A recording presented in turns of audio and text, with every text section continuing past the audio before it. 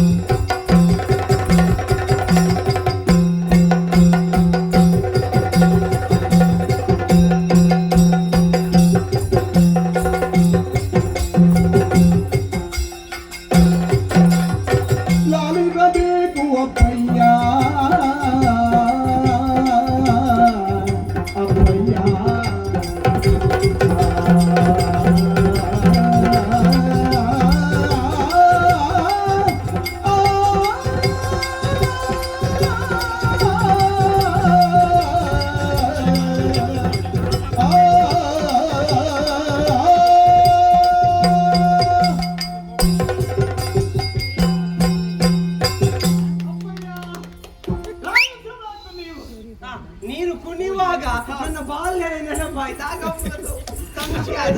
ಸಣ್ಣ ಪ್ರಾಯದಲ್ಲಿ ಮಗ ಅಲ್ವಾ? ಹೌದು ಅಪ್ಪ. ಮಗು ನೇರವಾಗಿ ರಾಮ ಲಕ್ಷ್ಮಣರ ಮಂಚ ಸಮಾತವಾಗಿ ಇಲ್ಲಿಗೆ ತಂದಿದ್ದಾನೆ. ಹೌದು. ಆ ರಾವಣ ಮೈರಾವಣ ಹಾಗಂತ ತಾವು ಪಡ್ಕೊಂಡು ಹೋಗ್ತೇವೆಂಬುದಾಗಿ ಹೋದ್ರೆ ಖಂಡಿತವಾಗಿಯೂ ಸಾಧ್ಯವಿಲ್ಲ. ಯಾಕೆ ಮಗು? ಯಾಕಂದ್ರೆ ಮಾಯಾಕೋಟ ನಿರ್ಮಿಸಿದ್ದಾನೆ. ಒಂದು ನೊಣವೂ ಕೂಡ ಒಳ್ಳೆ ಪ್ರವೇಶ ಮಾಡುವುದಕ್ಕೆ ಸಾಧ್ಯವೇ ಇಲ್ಲ. ಹಾಗಾದ್ರೆ ನನಗೆ ಒಳಗೆ ಹೋಗುವುದಕ್ಕೆ ಆಗುವುದಿಲ್ಲ. ಖಂಡಿತ. ಒಂದೊಂದು ವ್ಯರ್ಥವಾಯಿತೋ ಹೇಗೆ? ಯಾವ್ದಾದ್ರೂ ವಜ್ರದಂತಹ ಕೋಟೆಯನ್ನು ನಿರ್ಮಿಸಿದ್ರೆ ತಮಗೆ ಪುಡಿ ಮಾಡಿ ಒಳ ಹೋಗುವುದಕ್ಕೆ ಸಾಮರ್ಥ್ಯ ಉಂಟು. ನಾನು ವಜ್ರ ಶರೀರಿ ಇದ್ದೆ. ಆದ್ರೆ ಮಾಯಾಕೋಟವನ್ನು ಭೇದಿಸುವುದಕ್ಕೆ ಅಸಾಧ್ಯವೇ. ಸರಿ. ಅನುರೂಪ ಮಾಯಾರೂಪ ಖಂಡಿತ ಸಾಧ್ಯ. ಅನಿಮಾದಿ ಅಷ್ಟ ಸಿದ್ಧಿಯನ್ನು ತಿಳಿದ ನನಗೂ ಅಲ್ಲಿಗೆ ಹೋಗುವುದಕ್ಕೆ ಕಷ್ಟ. ಹೋಗುವುದಕ್ಕೆ ಒಂದು ದಾರಿ ಇದೆ. ಹೇಗಪ್ಪ ಅದು? ಇವನಿಗೊಬ್ಬಳು ತಂಗಿ ಇದ್ದಾಳೆ, ದುರ್ದಂಡಿ ಎಂಬುದಾಗಿ ಹೆಸರು. ಹಾಗಂತ ಕಾಳಿಕಾ ಪೂಜೆಗಾಗಿ ಕೋಟೆಯ ಹೊರಗೆ ಬರ್ತಾಳೆ. ಅವಳ ಮಗನಿಗೆ ನೀಲಮೇಘ ಶ್ಯಾಮನಿಗೆ ಅಧಿಕಾರದ ಆಸೆ ಅವಳಿಗೆ ಉಂಟು. ಹಾಗಾಗಿ ಒಂದು ಲೆಕ್ಕದಲ್ಲಿ ಇವಳು ಅವನಿಗೆ ವಿರೋಧಿ. ಈಗ ಅಣ್ಣ ತಂಗಿ ಜೊತೆಯಾಗಿ ಹೊಂದಾಣಿಕೆಯಲ್ಲಿ ಇದ್ದಾರೆ. ಮನಸ್ಸಿನೊಳಗೆ ಬೇರೆ ಇದೆ. ಆದ್ರೆ ಒಳ್ಳೆದಾಯಿತು. ನಮಗೆ ಅಂತವರೇ ಸಿಗಬೇಕು. ಈಗ ಶತ್ರುವಿನ ಶತ್ರು ಮಿತ್ರ ಹೌದಲ್ಲ? ಆಗುವುದಕ್ಕೆ ಸಾಧ್ಯ. ನೀವು ಅವಳನ್ನು ಸಂಧಿಸಿದ್ರೆ ನಿಮ್ಮ ಕಾರ್ಯ ಖಂಡಿತವಾಗಿ ನೆರವೇರ್ತದೆ. ಒಳ ಹೋಗುವುದಕ್ಕೆ ಅವಳು ಅವಕಾಶ ಮಾಡಿ ಕೊಡ್ತಾಳೆ. ಮಗು, ಈಗ ಇಷ್ಟು ನೀನು ಹೇಳಿದ್ದಿ ಅಂತಾದ್ರೆ ಇನ್ನು ಯೋಚನೆ ಮಾಡುವುದೇ ಬೇಡ. ಅವಳಲ್ಲಿ ಮಾತುಕತೆ ಮಾಡಿ ಒಳಗೆ ಹೋಗುತ್ತೇನೆ. ನೀನ್ ಇಲ್ಲಿ ಏನ್ ಮಾಡ್ತೀನಿ? ನಾನು ಇಲ್ಲಿ ಹನುಮಂತನ ಮಗ ಎಂಬುದಾಗಿ ಗೊತ್ತಾದ ಮೇಲೆ ನಾನು ಇಲ್ಲಿ ಏನು ಮಾಡುದು? ಇಲ್ಲಿರುವುದು ಬೇಡ. ರಾಕ್ಷಸರ ಜೊತೆಗ ಇಲ್ಲಿ ಬೇಡ. ನೀನು ರಾಮಸೇನೆಯನ್ನು ಸೇರು. ರಾಮನೊಮ್ಮೆ ನೋಡ್ಬೇಕು. ರಾಮ ಇಲ್ಲಿದ್ದಾನೆ. ರಾಮ ಇಲ್ಲಿದ್ದಾನೆ. ನೀವು ಅಲ್ಲಿ ಜಾಂಬವಾದಿ ಭೀಷಣಾದಿಗಳಿದ್ದಾರೆ. ಅಜ್ಜೆ ಇನ್ನೂ ಇದ್ದಾರೆ. ಅಜ್ಜೆ ಏನಿಲ್ಲ. ನಿನ್ನ ನೋಡಿದ್ರೆ ಸಂತೋಷ ಆದಿದ್ದ. ಹೌದು. ಹೋಗ್ತೇನೆ. ಹೋದ್ರೆ ಇದು ರಾಕ್ಷಸರ ಹನುಮಂತನ ಮಗ ಅಂತ ಹೇಳು. ಹೇಳಿದ್ರೆ ನಾನು ಮುಖ ನೋಡುವಾಗ ಗೊತ್ತಾಗ್ತದ? ಅದು ಕಷ್ಟವೇ. ಹನುಮಂತ ಬ್ರಹ್ಮಚಾರಿ ಮಗ ಅದು ಹೇಗೆ ಅಂತ ಕೇಳಿ. ಮಾತ್ರವಲ್ಲ, ಇದು ಪೂರ್ತಿ ಮಂಗ ಅಲ್ವಲ್ಲ? ಅರೆ ಮಂಗ. ಹೌದು. ಹಾಗಾಗಿ ಏನಾದ್ರೂ ಕುರುಹು ಒಂದು ಕೊಟ್ಟರೆ ನಾನು ತೋರಿಸ್ತೇನೆ. ಇದು ಏನಿಲ್ಲಲ್ಲ ಕೈಯಲ್ಲಿ. ಮಗು, ಇದರಿಂದ ಸ್ವಲ್ಪ ಕೂದಲ ತೆಕ್ಕೋ. ಯಾಕೆ? ಹನುಮಂತನದ್ದು ತೋರಿಸಿದ್ರೆ ಗೊತ್ತಾಗ್ತದೆ. ತೆಗಿ ಎಷ್ಟು ಬೇಕಷ್ಟು ತೆಗಿ. ಆಯ್ತಾ? ಹೋಗು. ಎಲ್ಲಿಗೆ? ಕೂದಲು ಬರ್ಲಿಲ್ಲ ಅಲ್ಲ ಈಗ ತಕೋ ತಕೋ ತಕೋ ನನಗೆ ಗೊತ್ತಾ ಬಂತ ಅಪ್ಪ ಈಗ ಬಂತ ಅಪ್ಪ ಏನು ಮಗು ಎಲ್ಲಿ ಬಂದದ್ದು ನನ್ನಿದಾಗದು ಇದೇ ಆಗದವ ಇನ್ನು ರಾಮಸೇನೆಯಲ್ಲಿ ಸೇರಿ ಏನು ಮಾಡ್ತೀವ ಅಪ್ಪ ವಜ್ರಕಾಯನೊಂದು ರೋಮವನ್ನು ಕೀಳುವುದಕ್ಕೆ ಆಗುದಿಲ್ಲ ಎಂಬುದು ನಿಮಗೂ ಗೊತ್ತಿದೆ. ಆದ್ರೆ ಇವ ಇಷ್ಟು ಹಾರಾಡ್ತಾನಲ್ಲ, ಹಾಗಾಗಿ ನೀವು ಈ ಮಗನಿಗೊಂದು ಬುದ್ಧಿ ಕಲಿಸಿದ್ರೆ ಹೇಗೆ? ಒಮ್ಮೆ ಒಮ್ಮೆ ನೋಡುವ ಅಂತ ಅಷ್ಟೇ. ಈಗ ಇದನ್ನು ಹೋಗಿ ತೋರಿಸು. ಅದು ಎಷ್ಟು ಸಾಕಲ್ಲ. ಅಲ್ಲ ನೀನು ಹೋಗುದಿಲ್ಲ, ಹೌದು, ನಿನ್ನೊಮ್ಮೆ ಹಾರಾಟ ನೋಡ್ಬೇಕು.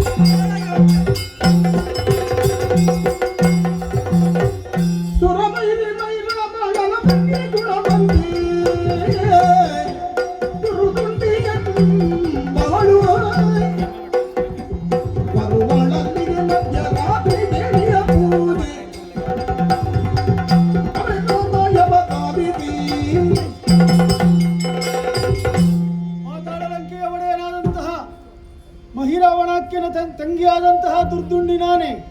ನನ್ನ ಮಗನಾದಂತಹ ನೀಲಮೇಘ ಶ್ಯಾಮನಿಗೆ ಈ ರಾಜ್ಯದ ಪಟ್ಟವನ್ನು ಕೊಡಬೇಕು ಎಂಬುದಾಗಿ ನನ್ನ ಅಣ್ಣನಲ್ಲಿ ಕೇಳಿದಾಗ ಅವನನ್ನು ಸೆರೆಮನೆಯಲ್ಲಿ ದೂಡಿದ್ದಾನೆ.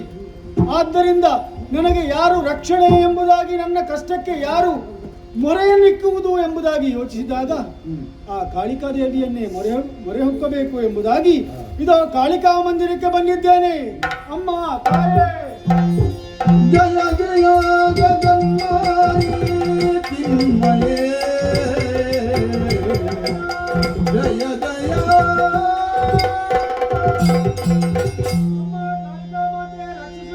ರಕ್ಷಿಸು ಅಮ್ಮ. ಏನಮ್ಮ ತಾಯೇ, ಏನಮ್ಮ ಏನಮ್ಮ ತಾಯಿ ಮಧ್ಯಾರಾತ್ರಿಯಲ್ಲಿ ಓರ್ವಳೆ ಬಂದು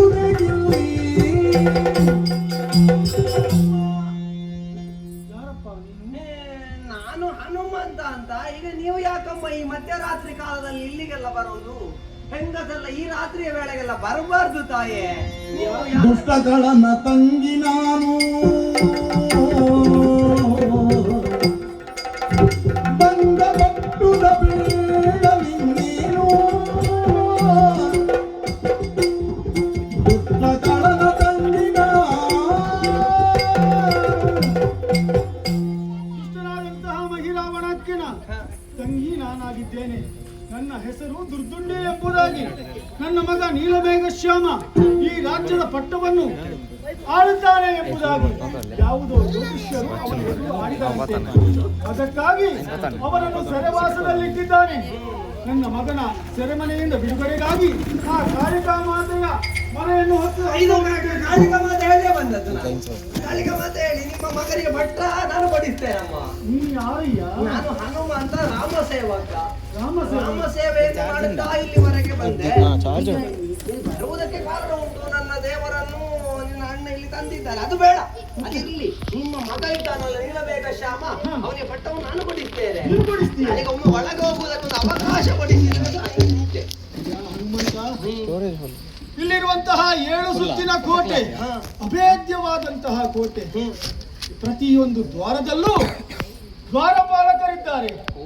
ಹೋಗುವಾಗ ಎಷ್ಟು ತೂಕವನ್ನು ಹೊತ್ತು ಬಂದಿದ್ದೇವೋ ಅಷ್ಟೇ ತೂಕವನ್ನು ಹೊತ್ತು ಒಳ ಹೋಗಬೇಕು. ಅಂತಹದ್ದರಲ್ಲಿ ನಿನ್ನನ್ನು ಹೇಗೆ ನಾನು ಒಳಗೆ ಕರೆದು ಅಲ್ಲ, ಈಗ ನೀವು ನನ್ನನ್ನು ಕರ್ಕೊಂಡು ಹೋಗ್ತೀನಿ ಅಂತ ಆದ್ರೆ ನನಗೆ ಉಪಾಯ ಉಂಟು. ನಿಮ್ಮ ತಂಬಿಗೆ ಉಂಟಲ್ಲ, ಅದರಲ್ಲಿ ಅಣುರೂಪಿನಿಂದ ಸುತ್ತುತ್ತಾ ಇರ್ತೇನೆ. ಆ ತೂಕದವನಿಗೆ ಗೊತ್ತೇ ಆಗುದಿಲ್ಲ. ಇದರಿಂದ ನನಗೇನು ತೊಂದರೆ ಆಗಬಾರದು. ನಾನಿದ್ದೇನಲ್ಲ, ಹೆದರುವುದೇ ಬೇಡ, ನಾನಿರ್ತೇನೆ.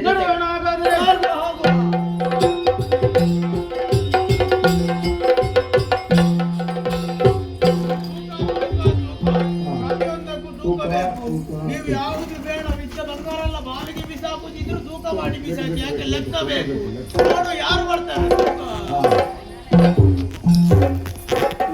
ತೂಕ ತೂಕ ತೂಕ ತೂಕ ನೋಡು ಅವನಿಗೆ ತೂಕ ತೂಕ ಒಂದು ಒಳಗೆ ಹೋಗುವಾಗ ತೂಕ ಅಂತ ಆಗಿದೆ. ಹೌದು. ಈಗ ಇನ್ನೊಮ್ಮೆ ತೂಕ ತೂಕ ತೂಕ ತೂಕ ಅಂತ.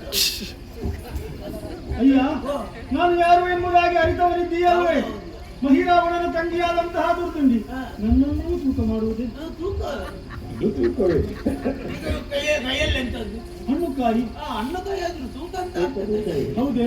ತೂಕ ಮಾಡಲೇಬೇಕು. ತೂಕ ಮಾಡಬೇಕು. ಇವಾಗೆಲ್ಲಿ ಇವಾಗೆಲ್ಲಿ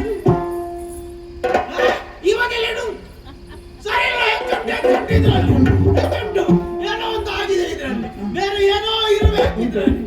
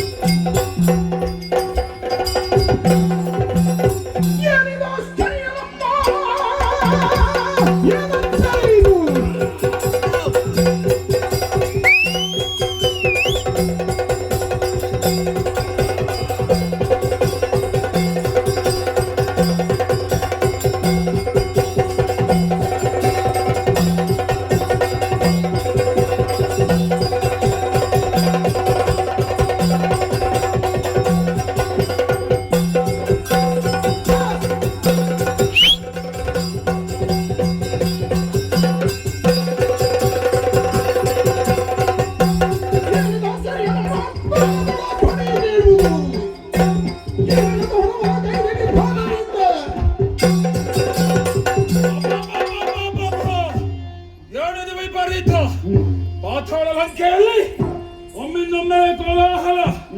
ನಮ್ಮವರೇ ಆದಂತಹ ಸೂರ್ಯ ಮುಖ ದದಿಮುಖ ಅವರನ್ನು ಯಾರೋ ಕೊಂದಿದ್ದಾರಂತೆ. ಯಾರಿಂದ ಹೀಗಾಯ್ತು? ಯಾಕಾಗಿ ಆಯ್ತು? ಅಣ್ಣ ನಿನಗೆ ಬದನೆ ಗೊಜ್ಜು ಅಂದ್ರೆ ಇಷ್ಟ ಅಲ್ವೇ? ಅದಕ್ಕಾಗಿ ನಾನು ತೋಟಕ್ಕೆ ಹೋದ ಉಳಿದ್ದೇನೆ. ಯಾರು ಕೇಳಿದ್ಯಾರು? ಬದನೆಕಾಯಿಯನ್ನು ಕೊಯ್ಲಿಕ್ಕೆ. ಕೇಳಿದ್ಯಾರು? ತಂಗಮ್ಮ ತೂತುಂಡಿ. ಹೌದಣ್ಣ. ಇಷ್ಟೆಲ್ಲ ನಿನ್ನಲ್ಲಿ ಕೇಳಿದ್ಯಾರು? ಅಲ್ಲಿ ಹೋಗುವಾಗ ಅಲ್ಲಿ ಒಂದು ಮಂಗಣ್ಣ. ಮಂಗಣ್ಣ? ಅಲ್ಲಿ ಒಂದು ಮಂಗಣ್ಣ. ಈಗ ನೀನು ಮಂಗಣ್ಣ ಅಂತ ಹೇಳುದು ಯಾರನ್ನ? ಅಲ್ಲಿ ಒಂದು ಮಂಗ ಇತ್ತು. ಈ ತಂಗಿಯಂದಿರಿಗೆ ಸಸಾರ ಹೆಚ್ಚಾಗಬಾರ್ದು. ಬಹಳ ಹೆಚ್ಚಾಯ್ತು. ಅಣ್ಣ ಏನೇ ನನ್ನ ಮಗ ಮೇಘಶ್ಯಾಮನಿಗೆ ತಂಗಮ್ಮ ಅಣ್ಣ ತೂತುಂಡಿ. ಹಾ, ನಿನ್ನ ಮಗ ಹಾ. ನೀಲಮೇಘ ಶ್ಯಾಮನಿಗೆ ಪಟ್ಟ ಎಲ್ಲ ನೀನು ಯಾರೋ ಬಂದಿದ್ದಾರಂತೆ. ವಿಚಾರಣೆಯನ್ನು ಮಾಡಬೇಕು.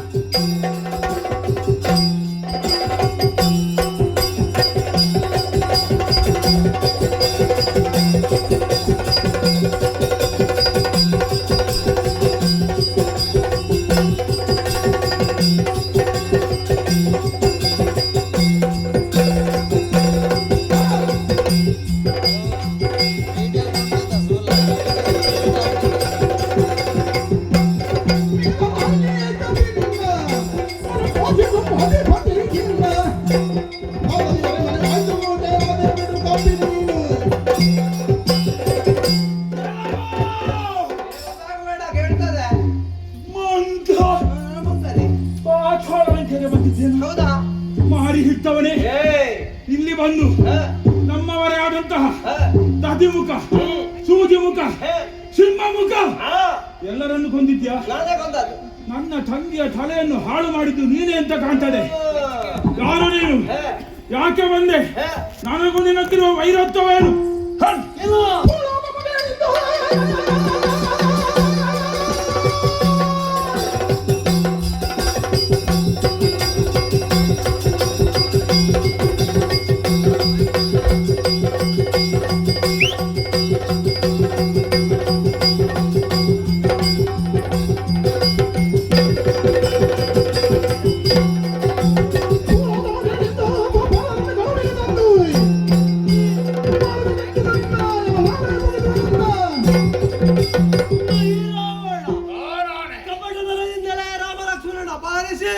ನಿನ್ನ ಈ ಪಾತಾಳ ಲಂಕೆಯಲ್ಲಿರಿಸಿದೆಯಾ? ಹೇಳುವುದಕ್ಕೆ ಯಾರು ಇಲ್ಲ ಅಂತ ಭಾವಿಸಬೇಡ. ರಾಮ ಬಂಟ ಆಂಜನೇಯ ಬಂದಿದ್ದಾನೆ. ಹನುಮಂತ. ನಾನು ಹನುಮಂತ. ಹನುಮಂತ ಯಾವತ್ತೂ ಬೆಳಗಾಗಲಿ.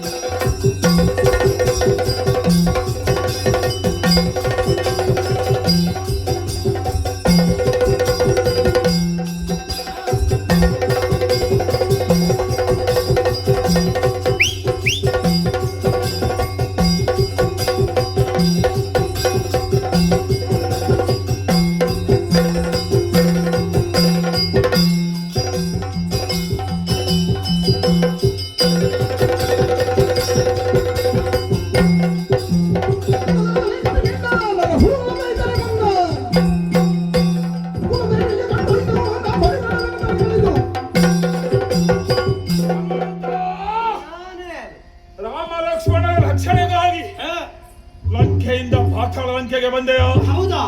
ಇದೋ ಸಾರಿ ಹೇಳುತ್ತೇನೆ, ಏನು ಮೈರಾವಣನ ಬಲ ನಿನಗೆ ತಿಳಿದಿಲ್ಲ. ನಾಳೆ ಅಮಾವಾಸ್ಯೆ. ಹೌದು. ರಾಮ ಲಕ್ಷ್ಮಣರನ್ನು ನನ್ನ ಅಳಿಯ ಮೀಗಲ ಮೇಘಶ್ಯಾಮ ಅವನೊಂದಿಗೆ ನಿನ್ನ ತಲೆಯನ್ನು ಕಡಿದು ಮಾರಿಗೆ ಔತಣ ನೋಡುವ.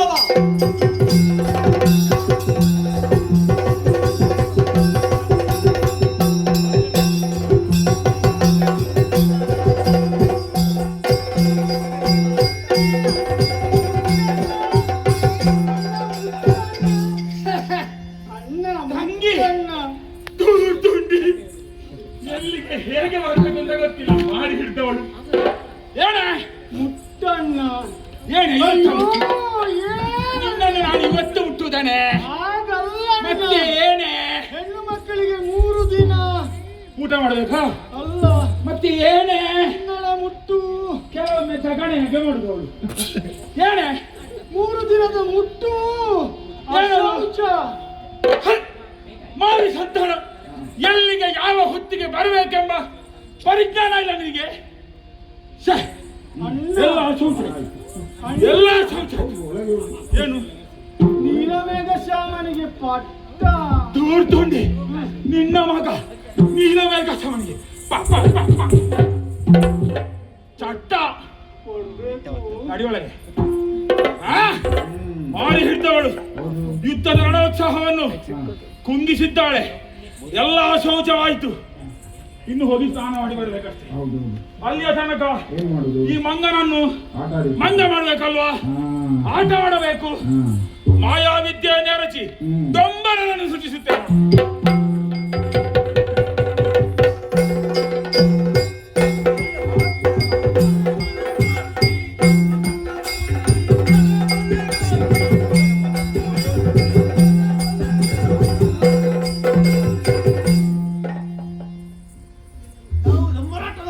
ಮಾತಾಡೋಲ್ಲಿ ಅವರು ಇದ್ದಾರಾ? ಬೇರೆ ಬೇರೆ ಆಟವನ್ನು ಆಡಿಸ್ತೇವೆ. ಯಾವ್ದೆಲ್ಲ ಆಟ ಆಡಿಸ್ತೀರಿ? ಏನೆಲ್ಲ ಬೇಕು? ಇಂದ್ರಜಾಲ ಬೇಕು, ಮಹೇಂದ್ರಜಾಲ ಬೇಕು, ಉಜಾಲ ಬೇಕು. ಅದು ಯಾವುದು? ನೀವು ಕೊನೆಗೆ ಹೇಳಿದ್ದು ಅದು ತಪ್ಪಿ ಬಂತು. ತಪ್ಪಿ ಹೋದೆ.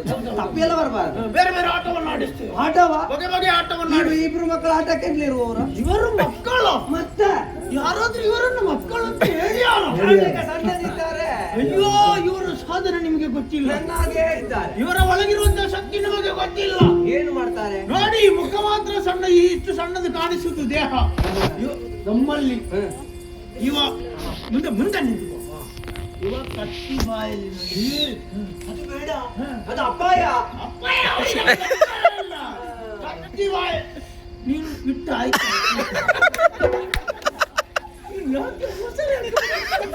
ಅಲ್ಲ, ಒಳ್ಳೆ ತಲೆ ಉಂಟವರಿಗೆ. ಕತ್ತಿ ಬಾಯಲ್ಲಿ ಅಲ್ವಾ? ಕತ್ತಿ ಬಾಯಲ್ಲಿ. ಕತ್ತಿ ಬಾಯಲ್ಲಿ ನಡಿ ನಡಿಯ ಕತ್ತಿ ಬಾಯಲ್ಲಿ.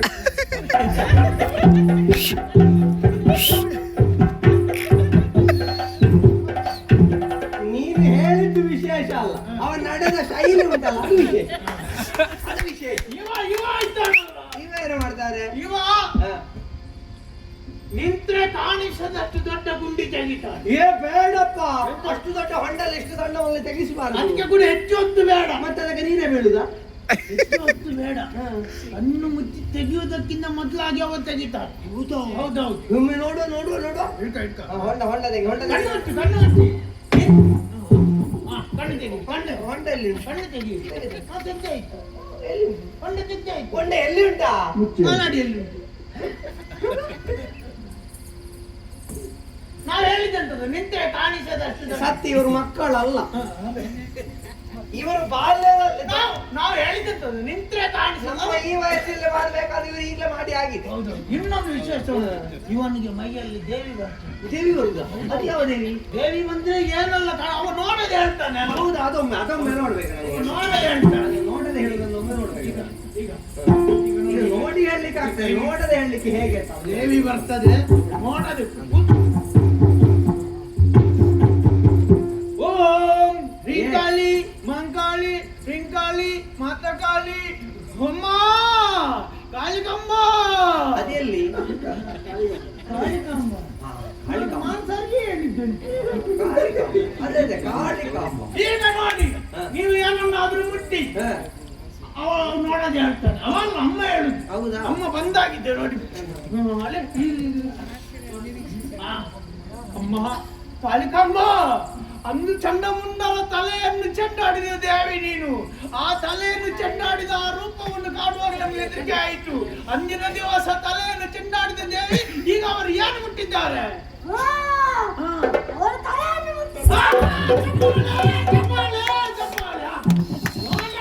ಹೌದಲ್ಲ? ನಂಗೆ ಅನುಮಾನ ಉಂಟಾ? ಇನ್ನೊಂದು ಮುಟ್ಟಿ. ಇನ್ನೊಂದು ಯಾವುದು? ಇದು ಅದು ಹೇಳಿದ್ರೆ ಗೊತ್ತಾಗುದಿಲ್ವಾ? ಅದೆಂತ? ಹಿಡ್ಕೊಂಡದ್ದು. ಅಮ್ಮ ಕಾಳಿಕಮ್ಮ, ಕಾಡಿನಲ್ಲಿ ಒಂದು ಸಿಕ್ಕದೆ. ಅಮ್ಮ, ನೀನು ಕಾಡಿನಲ್ಲಿ ಕೂಡ ನಿನ್ನನ್ನು ನಂಬುತ್ತಾರೆ. ಹೂಸಿಗದಿದ್ರೆ ಸೊಪ್ಪನ್ನಾದ್ರೂ ಹಾಕಿ. ಈಗ ಅವರು ಏನು ಹಿಡಿದಿದ್ದಾರೆ ಹೇಳಮ್ಮ? ಸೊಪ್ಪನ್ನಾದ್ರೂ ಹಾಕಿ ನಂಬುತ್ತಾರಮ್ಮ.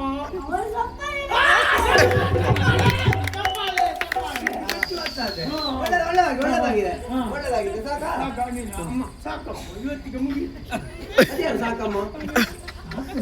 ಸಾಕು ಅಮ್ಮ, ಈ ಪುಟ್ಟ ಮಗುವಿನ ದೇಹವನ್ನು ನೀನು ಬಿಟ್ಟು ಹೋಗ್ಬೇಕಮ್ಮ, ಹೋಗ್ಬೇಕು. ಒಳ್ಳೆದಾಗಿದೆ ಆಯ್ತಾ? ನಿಮ್ಮ ಆಟ ನೋಡ್ಲಿಕ್ಕೆ ಅಂತ ನಾನು ಬಂದದ್ದು. ಈ ಆಟ ಇನ್ನು ಹೀಗೆ ಇರ್ತದ? ಮತ್ತೆ ಅಲ್ಲ, ಇನ್ನು ಮುಂದುವರಿಸಬೇಕು. ನಮ್ಮ ಜೊತೆಗೆ ಲಂಕೆಗೆ ಬನ್ನಿ, ಅಲ್ಲಿ ಆಟ ಆಡುವ. ಅಲ್ಲಿ ತುಂಬಾ ಜನ ಇದ್ದಾರೆ. ಹನುಮಂತ, ಇದು ನನ್ನ ಅಣ್ಣನ ಮಾಯೆ.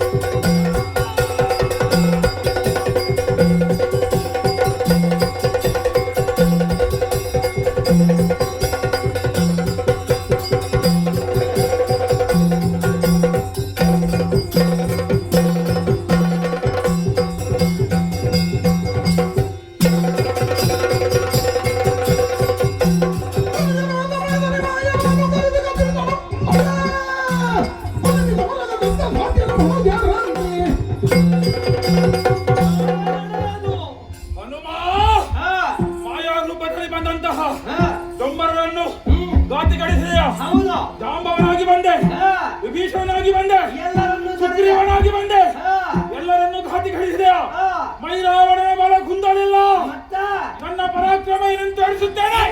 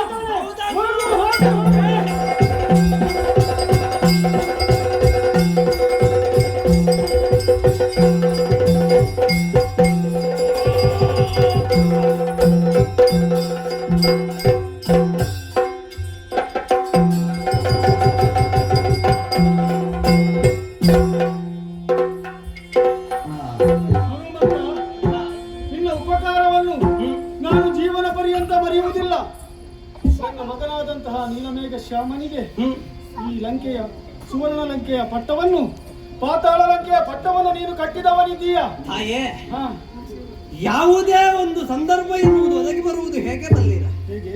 ಅದು ದೇವರ ಸಂಕಲ್ಪದಿಂದ ಮಾತ್ರ ಸಾಧ್ಯ. ಶ್ರೀರಾಮಚಂದ್ರನ ರಕ್ಷಣೆಯನ್ನು ಮಾಡಬೇಕು ಎನ್ನುವುದಾಗಿ ನಾನಲ್ಲಿ ಕಾಯ್ತಾ ಇದ್ದೆ. ನಿಜ. ಯಾವಾಗ ಮೈರಾವಣ ಬರ್ತಾರೆ, ಬಂದ ಮೈರಾವಣನನ್ನು ಪಡಿಬೇಕು. ಅದು ಆಗ ಸಾಧ್ಯವಾಗ್ಲಿಲ್ಲ. ನಾ ಭಾವಿಸಿದ್ದು ಹೇಗಂದ್ರೆ ಅವನ ಮಾಯೆಯ ಪ್ರಭಾವದಿಂದ ಇಷ್ಟೆಲ್ಲವಾಯಿತು.